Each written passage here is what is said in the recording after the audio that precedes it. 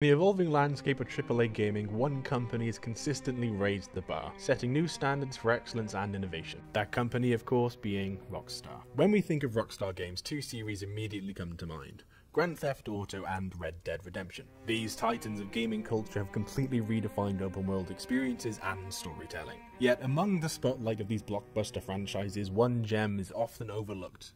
That being Max Payne 3. In this gritty, action-packed sequel to the beloved noir franchise, we follow the titular troubled ex-cop navigating the treacherous streets of Sao Paulo, Brazil.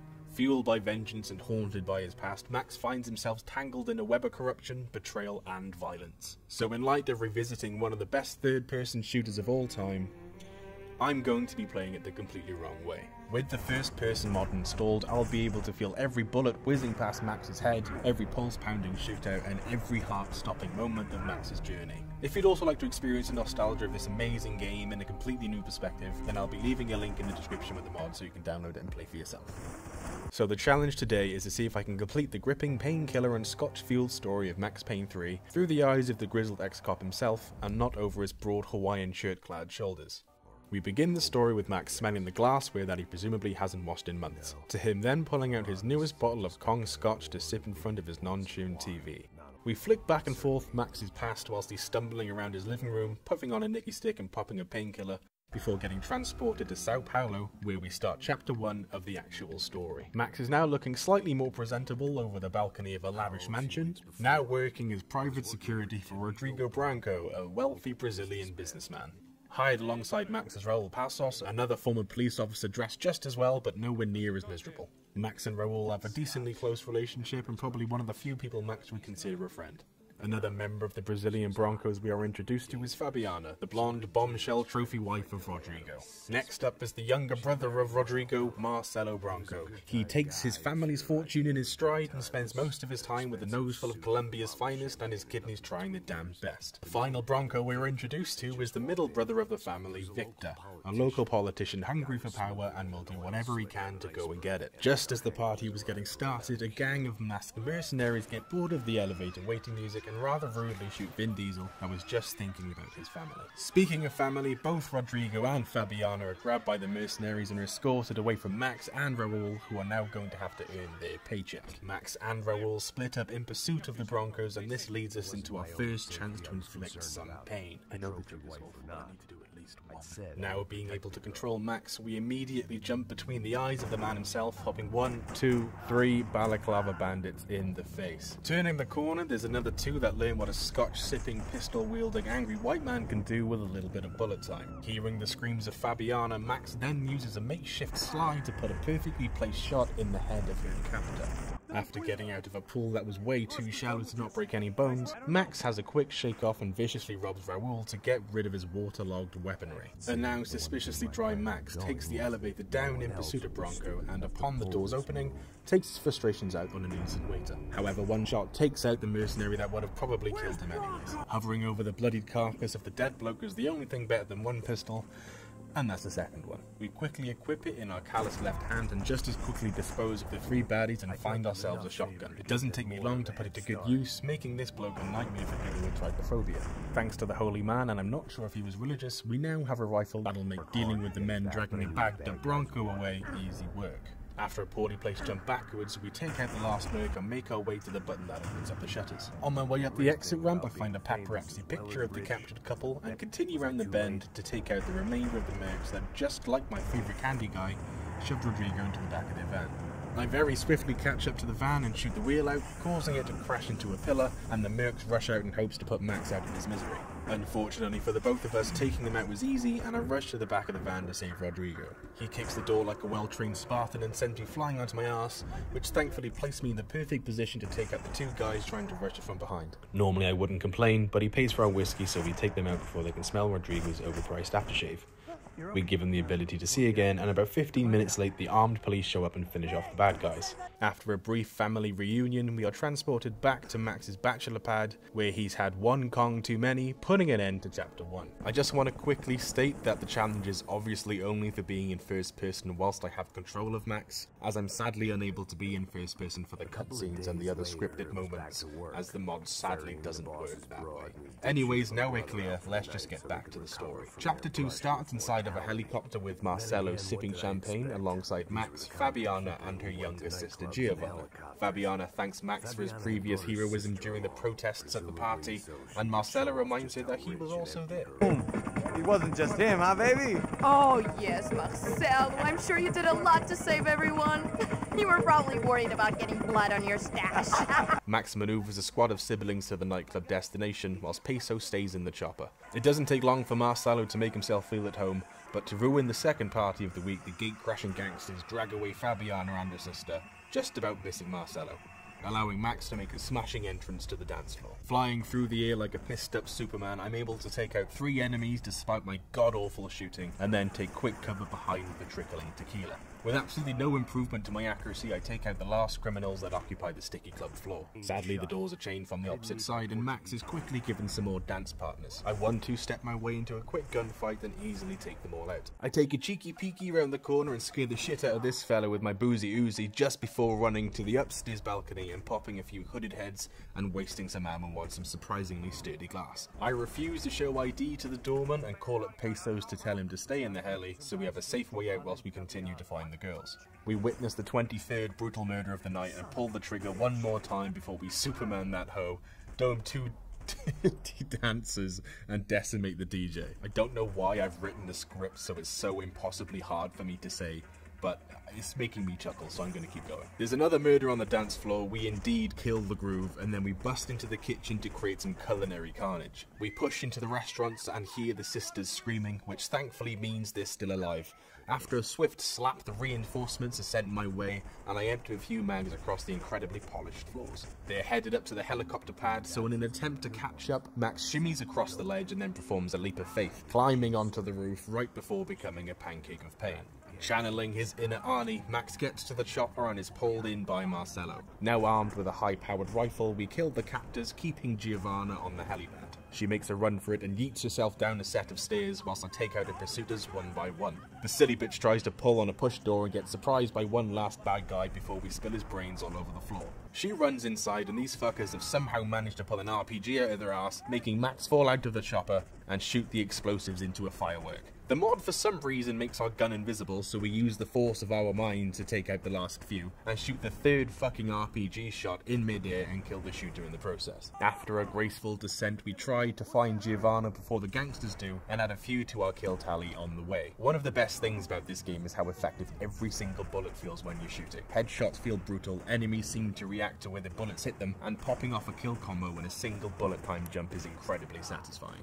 Anyways, getting back to the gameplay, we find Giovanna's necklace and soon after find her hiding behind the bar. Unfortunately for Max, there's no sign of Fabiana, meaning the job is only half done. Returning to Max's house, he takes his frustrations out on a grimy glassware, causing him to bleed onto the Brazilian newspaper that he defo can't read. Kicking off Chapter 3, we find ourselves in the Blanco headquarters, and Rodrigo is holding a ransom letter for the release of Fabiana. The brothers are discussing whether to pay the money due to them never giving in to the pressure before, but Rodrigo folds like a little simp, so Max and Pesos take a trip to the football stadium to drop off a bag of cash. The negotiations are cut short, as well as the lives of these criminals, and Max takes a shot in the shoulder from a situated sniper. The money was gone, and Max soon would be too if he didn't shift his ass down the tunnel. Max struggles with his wounds, and Pesos scores an absolute screamer before bandaging up Max and ironically arming him up again. Just as we're about to take the tour of the stadium, we are interrupted by the thieves, once again leading us into gameplay. Despite the damaged, bleeding arm and a stinking hangover,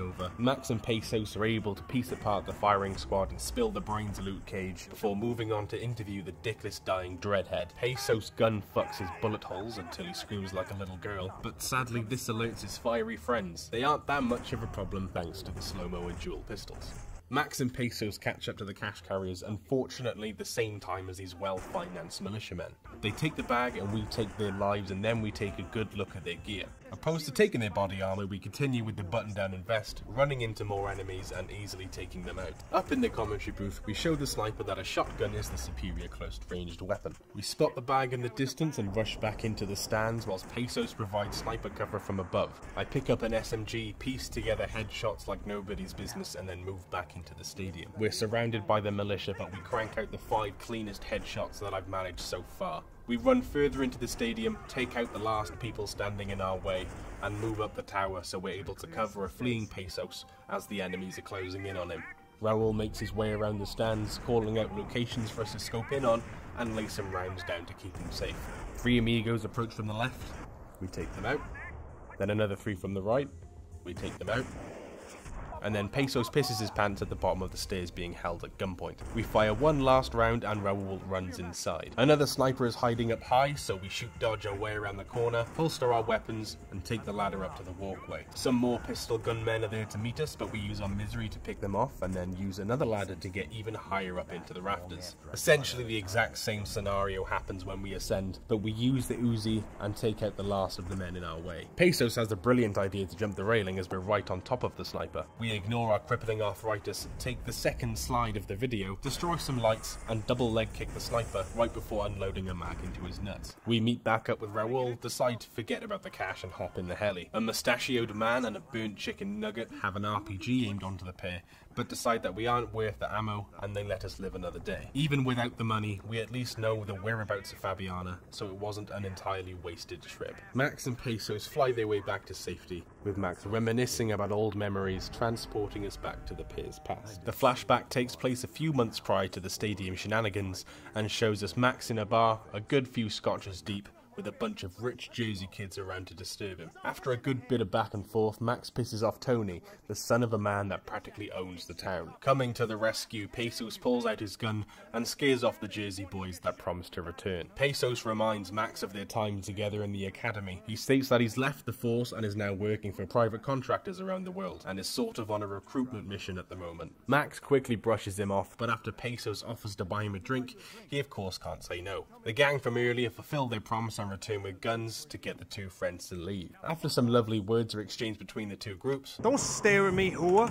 Fuck you, asshole! No dick, asshole! Tony gets upset with the unpleasantries and pistol whips the woman, leading Max to lose his cool and pull out his own sidearm. A single shot's all it takes for a gunfight to break out in the bar, and we once again take control of Max with Pesos to our side. We make quick work of the majority of the gunmen, but after thinking of taking everybody out and going up the stairs, I hear this man whisper in my ear, so I shoot dodge about 30 feet backwards and make sure my tie is still clean before popping him in the head. The 2 of us make our way down to the back areas of the bar and murder the mobsters, stopping us from reaching the back doors. We now make our way outside to find even more friends waiting for us, so we shoot dodge to the right and take out all 5 of them in one pretty cool action. Some reinforcements in cars come to aid their dead friends, but the boozer and the Brazilian don't even break a sweat whilst clearing their way.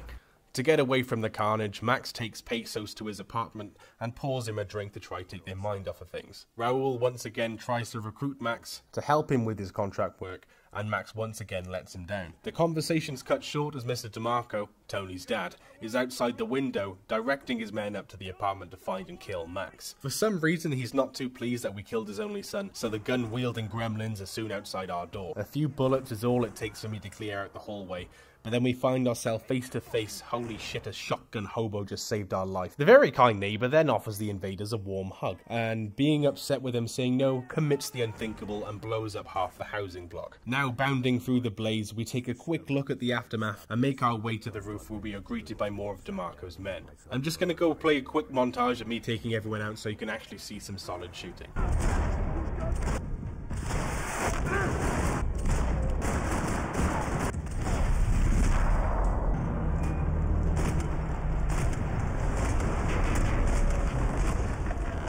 After all of that, we meet back up with Pesos and try find a way back down to the streets. We make a very stealthy entrance to the garage below and are met with more angry Americans. They're thankfully no match to some bullet time, a 1911 and some lead to the brain. The last person to try and kill us is Agent 47, but his shiny bald head was basically a glowing target, making him easy pickings. We now make our way out of the garage and into the last group of men that are blocking our way. The dream team of Max and Raul run through them like two alcoholic bulls in a china shop and hop the fence to safety. Pesos once again pesters Max about a job, and we skip back to present time with Max and Pesos on a boat to rescue Fabiana, leading us directly into the start of chapter 5. Pesos drops us off in uncharted territory, dressed in black stealth gear and equipped with a silenced pistol to sneakily dispatch Fabiana's captors. Just like this guy. Eventually. We maneuver our way around the shackled buildings and find two Brazilians talking to the boating boss man, Serrano. In a very half-assed attempt to stay silent, we shoot the oncoming braided bad guy and run around the corner into a building conveniently showing Fabiana and her captors on CCTV. Our watch party was soon enough over and we smash the window and super stealthily send them to their grave. I then hoist up the shutter and I'm thrust into bullet time. With the accuracy of a blind snail, I pull the trigger a few times and then shoot dodge my attackers. I slalom around the shipping containers and trucks, piecing together a pretty high kill streak, and then find an AK that helps finishing off the final few.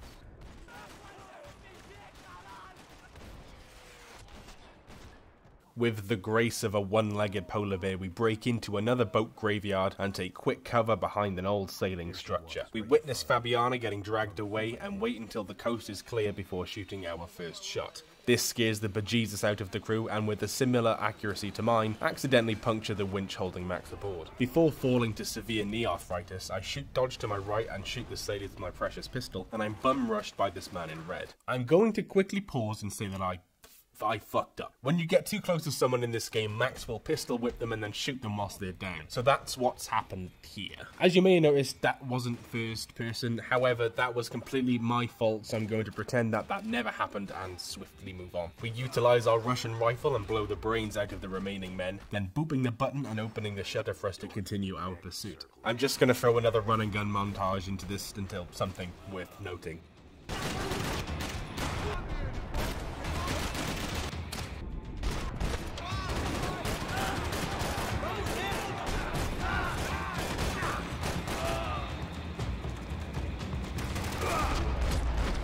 The dual-wielding dynamo boops another button and pulls a lever to open up the walkway to the harbour. Just so I don't get surprised with any drive-bys, I shoot the gunman and the pilot of the boat before venturing in to deliver some more swift justice with a mini Uzi and a uselessly suppressed pistol. We stop the second boat of the night and, whilst trying to look and feel really cool, take a quick dip in the water to refresh ourselves and then continue on with the bloodshed.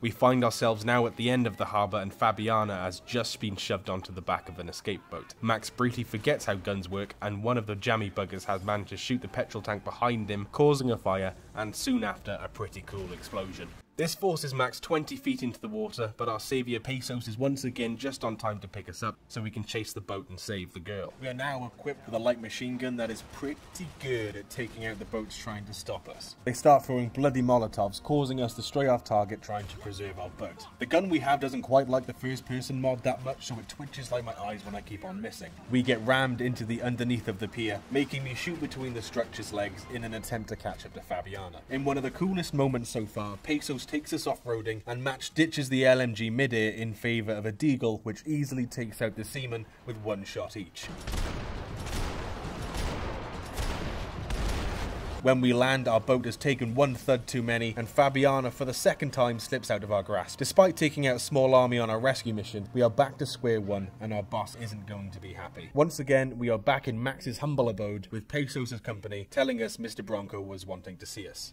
Max and Pesos make their way to the Bronco headquarters where the boss is certainly not too happy, but we assure him that we risked our lives many times over in an attempt to bring her to safety. Victor tells the brothers that if they follow his plan and instructions, everybody will be safe, and Rodrigo hastily agrees. Victor, Marcelo and Raul make their way up to the helipad, leaving the two alone to talk about their grievances. When Max was about to ask about the possibility of a performance bonus, the security alarms go off, forcing the duo and the IT guy into a state of panic. Rodrigo is told to get to safety so Max and the underpaid associate can go and reset the system. Seconds later, gunshots are heard ringing throughout the office space. I'm instantly thrust into combat against the military men, running between cubicles and popping heads with our Uzi. We quickly clear the floor, and this allows the specky Spanish speaker to run out with us and find the server room. The two groups of gunmen bust through the door at the same time, but fortunately for us, we have the power of God and anime on our side, and shoot-dodge the militants right through the thinker. The bullet vests proved to be rather useless, making the last man do a quick dance, and then we continue on.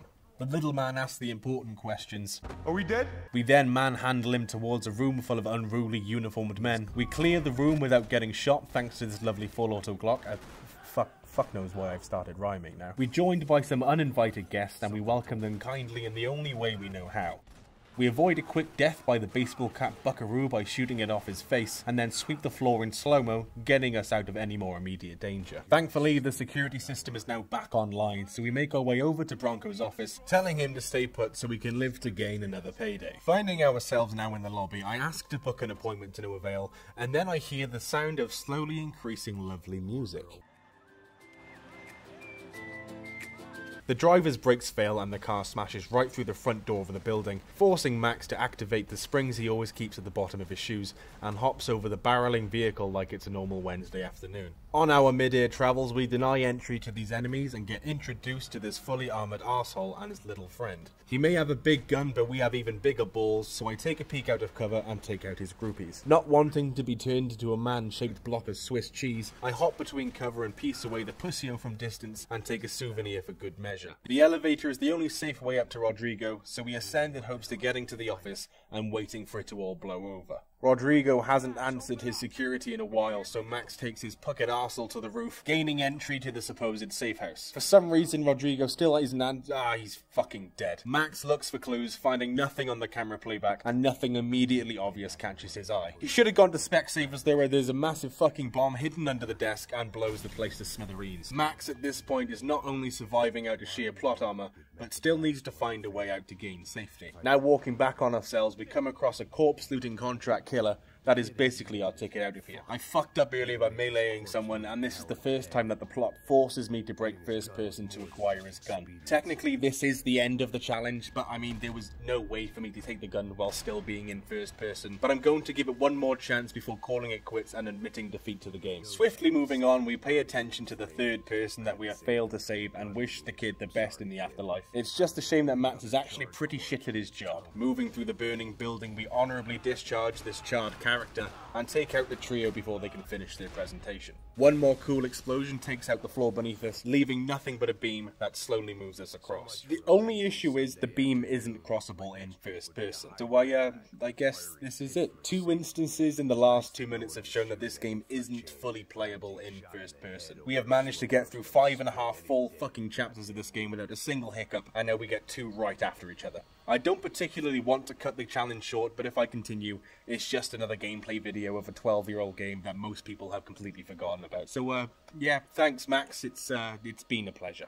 Just because the challenge is over doesn't mean Max's journey on the channel has to be. If you'd like me to find and play through some more mods or just do base game challenges, then please let me know in the comments below. Of course, this stunning shooter isn't the only game that I have access to, so I'll be looking myself in an attempt to get myself back on YouTube and creating content like I've wanted to in all the time I've been gone. If you have managed to stay for the entire length of this video, I'm eternally grateful. Thank you so much, and I hope to see you again.